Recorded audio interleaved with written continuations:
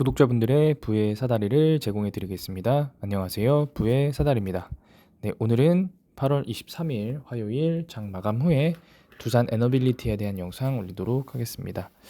시장이 오늘 조금 하락을 했습니다. 나스닥도 미국 장도 선물도 지금 하락을 하고 있고요. 두산 에너빌리티의 그 상황을 보기에 앞서서 오늘 보게 되시면 코스피는 약 1.1% 빠졌고요. 아마 내일도 추가 하락이 예상이 됩니다. 일단 일본 기준으로는 2,400은 깨야 되고요. 깨질 가능성이 높고 추가적으로 무조건 깨야 됩니다. 깨고 반등이 나와줘야 다시 한번 데드캣이든 반등이든 다시 올라올 수 있습니다. 길게 시계열로 보게 되면은 지금 보게 되시면은 잠시만요. 좀 차트가 갑자기 꺼져서 잠시만요. 예, 지금 길게 보면 결국에는 여기서 하락을 하고 나서 상승을 할 때 사실은 이 기울기만큼 떨어진 기울기만큼 같이 올라가 줘야 이 위치에서 다시 떨어지든 아니면 여기서 끌어올라가서 이 위치에서 다시 맞고 떨어지든 이런 모습을 보일 수가 있습니다. 그러니까 예를 들어서 만약에 이렇게 떨어지고 이렇게 올라갔다가 다시 이렇게 떨어지는 그런 모습이거나 아니면은 이렇게 떨어졌다가 더 세게 올라가서 여기서 맞고 떨어지는 이런 모습이 그려져야 되는데요. 결국에 반등을 줘야 할 자리, 그러니까 올라가야 할 자리 2700선까지 올라가지 못하고 2500 정도에서 마무리 지으면서 맞죠? 2400 후반 정도에서 마무리 짓다 보니 지금 상태에서는 여기서 추가적인 하락 100% 이렇게 떨어졌기 때문에 올라가지 못하고 떨어졌기 때문에 추가적인 하락이 분명 나올 거고요. 여기서도 그러면은 이제 사람들이 생각을 하겠죠. 이 상황에서 그러면은 여기선 저점이냐? 그게 저점이 아니고요. 여기서도 저점인지 확인하려면은 반등하는 정도가 어느 정도 나오는지 확인을 해 봐야 됩니다. 그리고 결국에 코스피나 코스닥도 결국 매매 동향을 봐야 되는데요. 반등 끌어올릴 때 금융투자나 투신의 어떤 매수세를 끌어올린다고 하면 단기 매도일 가능성이 높고요. 그게 아니고 외국인이나 연기금의 매수로 끌어올린다라고 하면은 아무래도 반등일 가능성이 높습니다. 데드캣 바운스가 아니고. 그래서 일단은 코스피는 장이 좋지 않았지만 두산 에너빌리티 같은 경우에는 오늘 상승폭이 꽤나 나왔습니다. 3.29% 마감을 했는데요. 지금 보게 되시면은 한 가지 이 내용이 뭐냐면은 오늘 그러니까 상황이 좋지 않음에도 불구하고 상승이 나왔고요. 잠시만요. 상승이 나오고 사실은 스팸 과다가 떴습니다. 스팸 과다가 떴는데요. 지금 요 공시를 보게 되면은 투자주의 스팸 관여 과다 종목에서 이 금감원 한국인터넷진흥원이나 이런 데 신고가 많이 들어오면은 이제 투자주의를 받습니다. 투자주의가 지정이 되면은 신용 사용이 금지가 됩니다. 그러면 이제 우리가 경우의 수를 두 가지로 확인해 볼 수가 있는데요. 첫 번째로는 신용 용자를 못 쓰게 하고 상승을 시키거나 아니면은 보통 이렇게 스팸 관여 과다인 종목들은 세력이 있는 거 아니냐. 근데 그 세력이 찐인지 아닌지는 사실은 이제 결과론적으로 알 수 있거든요. 그러면은 결론적으로는 내일 만약에 이거는 이제 가능성입니다. 내일 만약에 상승이 좀 세게 나온다라고 하면은 사실은 단기 고점일 가능성이 높습니다. 그 이후에 사실 큰 상승을 기대하기는 어렵고요. 그게 아니고 내일도 그냥 완만하게 상승하고 스팸 과다는 그냥 어떤 별도의 영역이다라고 하면은 제가 그때도 말씀드렸던 요 2만 일단은 5,000원, 7,000원까지 이 두 단계 요런 단계로 지속적인 상승이 나올 수 있습니다. 왜 제가 이렇게 두 가지로 설명을 드리냐면요. 사실은 스팸 과다는 좋은 내용은 아닙니다만 어쨌든 지금 오늘 매수의 주체가 외국인과 그다음에 연기금입니다. 연기금이 이틀간 매도를 했지만 매도했던 물량보다 더 많은 큰 물량을 매수했고요. 외국인은 현재 지금 8월 5일부터 8월 23일까지 약 2주간 지금 순매수 중입니다. 자, 그러면은 공매도는 얼마나 나왔을까요? 공매도도 오늘도 여전히 1%대. 그러니까 공매도가 상당히 적어요. 대차 잔고는 90만 주 늘었는데요. 어찌됐든 현재 상황에서는 8월 초 대비해서는 약 300만 주 이상 대차 잔고가 줄었고 공매도는 물론 0.%대까지 떨어지긴 했었으나 공매도가 3% 미만이면 상당히 적은 수량입니다. 그래서 공매도도 여전히 낮고, 그다음에 그러니까 공매도가 낮으면서 외국인의 매수세가 여전히 유입이 되고, 거기에 지금 연기금이 물론 지금 현재는 오락가락하고는 있습니다만, 오락가락함에도 불구하고 최근 한 달간의 순매수이기 때문에요. 현재 한 달간 개인만 매도를 했고 외국인과 기관이 모두 다 매수를 했습니다.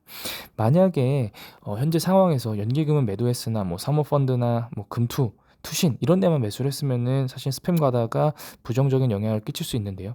지금 사모펀드 같은 경우는 아무래도 뭐 규모의 펀드의 규모가 좀 작은데도 많을 수 있기 때문에 이런 시세에 편승하기 위해서 어떤 소규모의 펀드들이 광고를 뿌리고 그거를 개인 투자자들을 조금 유입시키려고 했던 게 아닐까라는 뭐 생각도 좀 조심스럽게 해봅니다.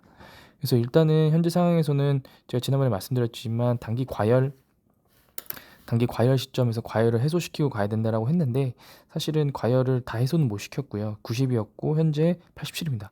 지금 보게 되시면은 8월 12일에 종가가 21,150원인데요. 이때 스토캐스틱 슬로우가 90이 넘었는데요. 현재 지금 그날보다 가격이 높지만 스토캐스틱 슬로우는 현재 87입니다. 제가 하나솔루션의 예를 계속 들어드린 이유도 하나솔루션과 비슷한 모습을 지금 그리고 있고요. 이때 볼린저 밴드 상단선은 2,500원이었지만 현재 볼린저 밴드 상단선은 22,369원입니다. 그러니까 이평선들도 올라가고 있고, 그 다음에 거래량의 지표들도 과매수 영역에서 더 과열로 넘어가지 않고 현재 상태에서 유지를 하고 있습니다. 그렇기 때문에 상승할 수 있는 폭들이 점점 좀 늘어나고 있고요. 그렇게 된다라고 하면은 한번 큰 상승이 나왔을 때 사실은 예를 들어서 이제 이런 모습을 그릴 수가 있습니다. 만약에 예를 들면 내일 만약에 10% 이상의 상승이 나옵니다. 그러면 현재 종가가 22,000원이기 때문에 10% 상승이면 24,200원이거든요. 그러면 내일 세팅이 되는 일본 기준 볼린저 밴드 상단선이 예를 들어서 만약에 조금 더 올라간다고 쳐서 22,600원이라고 치면요. 24,000원을 찍었다가 볼린저 밴드 상단선, 일본 기준 볼린저 밴드 상단선을 하회해서, 그러니까 돌파 후에 떨어져서 마감한다라고 하면은 사실은 단기 고점, 그리고 만약에 중장기적으로 더 간다고 하더라도 기간적 횡보가 더 길어질 수 있겠는데요. 그게 아니고 일본 기준 볼린저 밴드 상단을 돌파하고 나서 그 위에서 마감한다라고 하면은 윗꼬리가 달렸다고 하더라도 추가적인 상승을 기대해 볼 수 있습니다. 왜냐면은 일본 기준으로는 초과열 상태지만 주봉 기준으로는 아직 여유가 있거든요. 그래서 주봉 기준도 사실 22,364원입니다. 그러면은 주봉 기준으로도 똑같이 22,364원이니까 22,400원 정도를 위에서 돌파를 하게 되면은 그 위에서 유지가 되어야만 그 다음 주에도 상승을 그릴 수가 있지, 그게 아니고 22,400원 이상을 찍고 다시 내려온다라고 하면은 그때는 좀 이제 단기 고점으로 볼 수 있습니다. 지금 이 보게 되시면은 과거에 작년에 바이든 정부에서 SMR 관련된 언급이 나올 때요. 사실 이때는 공매도가 풀리면서 두산 중공업이 하락을 했다가 다시 반등하고 있는 추세였는데요. 지금 보게 되시면 5월 달에 일본 기준 보내주면 상단이 14,900원이었습니다. 근데 당연히 14,900원은 시가가 14,300원이었기 때문에 또 돌파를 했고요. 돌파를 하고 나서 떨어지지 않고 위에서 마감을 했고요. 그렇게 되면서 그 다음 주에 주분 기준 보내주면 상단선이 17,736원, 약 3,000원 정도가 올랐거든요. 근데 시가는 당연히 볼린저 밴드, 만약에 시가가 3.6%로 시작을 했지만 어찌됐든 시가를 볼린저 밴드 상단 위에서 시작을 했고 주봉 마감도 볼린저 밴드 상단 위에서 마감을 쳤습니다. 그리고 나서 그 다음 주에 고점을 찍고 이제 내려오게 됐는데요. 결국에 주봉 같은 경우에는 이 볼린저 밴드 상단선 하단을 하회하면 그때 매도해야 된다라고 만약에 감안을 하면요. 그럼 결국에 6월 21일 정도에 매도를 하게 됩니다. 그러면 종가가 23,889원 정도로 매도를 하게 되거든요. 그러면은 우리가 볼린저 밴드 상단 돌파하고 나서 샀다고 하더라도 17,000원에서 23,000원까지 한 20% 정도 수익을 얻을 수가 있습니다. 물론 최고점 3만 원에서 팔면 당연히 좋지만 사실은 우리가 매수도 바닥인 거 확인하고 사듯이 매도도 고점인 거 확인하고 매도를 하면 뭐 물론 수익과 손실이 폭이 줄어드는 경향은 있지만 어찌됐든 좀 안전하게 할 수 있습니다. 그런 관점으로 봤을 때 금주에 22,400원을 돌파할 가능성은 매우 높고요. 돌파한다라고 하면은 그 가격을 지지해 주느냐 지지하지 못하느냐를 따라서 두산 에너빌리티가 더 갈 수 있느냐 못 가느냐라고 설명할 수 있을 것 같습니다. 두산 에너빌리티는 소스가 정말 많습니다. 수소도 있고 폐배터리도 있고 SMR도 있고 그다음에 뭐 풍력, 가스터빈 뭐 이런 것들도 있습니다. 그래서 과거에도 이 5,000원 시절에 10,000원 얼마까지 갔을 때도 풍력으로 갔고요. 그리고 현재는 SMR로 갔고요. 중간중간에 폐배터리랑 수소 여러 가지 연료 관련된 내용들도 펌핑이 나올 수 있기 때문에 이런 이 많은 소스들이 결국에는 현재 시장이 지금 안 좋지만 결국에 시장이 계속 안 좋아지다 보니까 결국에 그 과거의 어떤 기존 에너지들을 사용하는 것만으로는 한계가 있음을 시장도 점점 느끼는지 친환경 쪽 OCI나 뭐 태양광 관련된 회사들도 주가가 계속 상승을 하고 있습니다. 이런 부분들도 결국에 두산 에너빌리티도 긍정적인 영향을 받을 수 있을 거라고 생각합니다.